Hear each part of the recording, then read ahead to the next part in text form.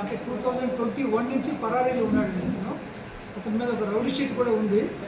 అతని మీద ఒక మర్డర్ కేసు ఉందండి 2021లో. 2021లో అతను ఒక మనిషిని కత్తితో పోయి చంపేశాడు. అప్పటి నుంచి అతను పోలీసులు దొరకకుండా తిరుగుతున్నాడు. అది ఆ కేసు కోర్టులో పెట్టడం జరిగింది. కోర్టు కూడా ఎటువంటి డౌట్ లేదు. సో అతన్ని మా 2 టౌన్స్ ఎర్రనాయుడు గారు, వాళ్ళ ఎస్ఐ సతీష్ అండ్ మన్మధురావు వాళ్ళ టీము చాకచక్యంగా టెక్నికల్ ఎవిడెన్స్ సహకారంతో టెక్నికల్ సర్వేలెన్స్ ద్వారా ఒక ఇన్ఫర్మేషన్ని రాబట్టి వీళ్ళు చాకచక్యంగా ముద్దాయిని ఇప్పుడు అరెస్ట్ చేయడం వలన తీసుకొచ్చి అరెస్ట్ చేశారు. ఈ విషయంలో మన సిపి గారు, విశాఖపట్నం సిపి గారు శ్రీ సంకాపట్ల బాచి ఐపీఎస్ గారు చాలా అభినందించారు 2 టౌన్స్ సిఐ గారిని, వారి సిబ్బందిని.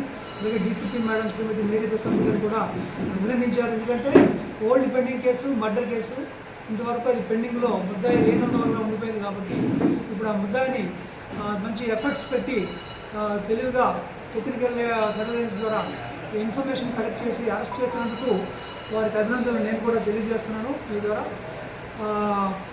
ఈ కేసు ఇప్పుడు ఈ ముద్దాయిని ఇప్పుడు అరెస్ట్ చూపించి జడ్జి గారి ముందు ప్రవేశపెడతామండి. ఈ ఓల్డ్ పెండింగ్ కేసుని, గ్రేవ్ కేసు, మర్డర్ కేసుని డిటెక్ట్ చేసినందున ఈ విధంగా మీ ప్రజలకు మీ ద్వారా తెలియచేయడం జరుగుతుంది. ఇది యాక్చువల్గా ఒక అన్నోన్ వ్యక్తిని ఇతను కత్తితో పొడిచి చంపేశారు. అప్పుడు తర్వాత ఇతను అందువల్ల మనకు తెలియలేదు. ఇతను మీ ప్రెస్ నోట్ ఇస్తాము, అతను ఆకారం కూడా మార్చేశాడు, ఒక రూపం కూడా మార్చేశాడు.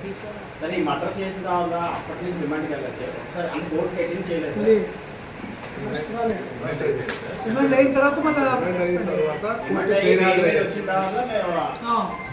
కోర్టు గైర్హాజరయ్యి అక్కడ నుంచి హిమాలయాలకు వెళ్ళిపోయారు. ఎన్బిడబ్ల్యూ వారెంట్ పెండింగ్ ఉందండి, కోర్టు వారెంట్ పెండింగ్. ఈయన కేదారినాథ్, బద్రీనాథ్, ఆ ఉత్తరాఖండ్ పరిసర ప్రాంతాల్లో సాంకేతిక పరిజ్ఞానంతో ఆయన్ని మేము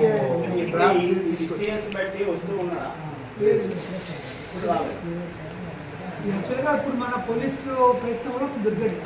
ఇది మా సిపి సార్ సిఐ గారు అరెస్ట్ చేశారు. ఇప్పుడు ఈరోజు ఈయన 2 టౌన్ సిఐ గారు చేశారు.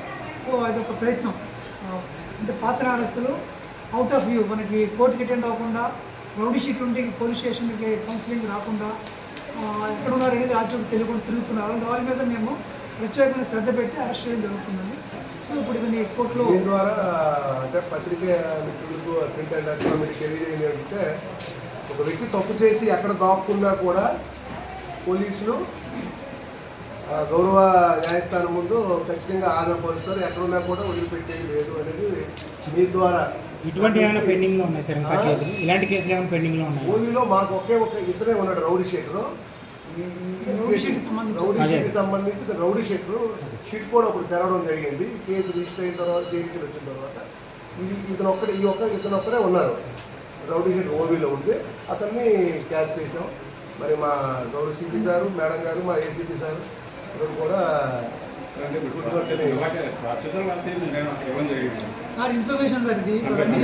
అవన్నీ కూడా పరికమకు మేము చెప్పలేము. సాంకేతిక పరిజ్ఞానంతో ఆయన్ని మేము రాబట్టి ఈరోజు కోర్టు ముందు ఆధారపరుస్తున్నాం. సార్ వైజాగ్లోనే కస్టడీలోకి తీసుకున్నాం సార్. వైజాగ్లో చిన్న అతని వేషధారణ, ఆ మనిషిని మీరు ఇప్పుడున్న మనిషిని మీరు చూస్తే గుర్తుపట్టలేరు. ఎందుకంటే అతను ఫిజికల్ పౌచర్ ఎలా ఉంది అప్పుడు గుర్తు పెట్టుకుని ఉన్నాడు విలన్లాగా. ఇప్పుడు సాధువుల భైరవ బాబాలా మారిపోయాడు. అంటే భైరవ బాబా అంటే ఇప్పుడు గడ్డలు పెట్టుకున్నాడు, పెద్దదేదో అది తలపాలలో పెట్టుకున్నాడు, నాగ సాధువులు అన్నాడు. ఆ విధంగా మొత్తం మీద ఏంటంటే ఇతన్ని ఈరోజు రకరకాల వేషధారణలు మార్చి తిరుగుతున్నారు. ఏ వేషధారణ మార్చి తిరిగినా కూడా పోలీసులు తప్పించుకోలేదు.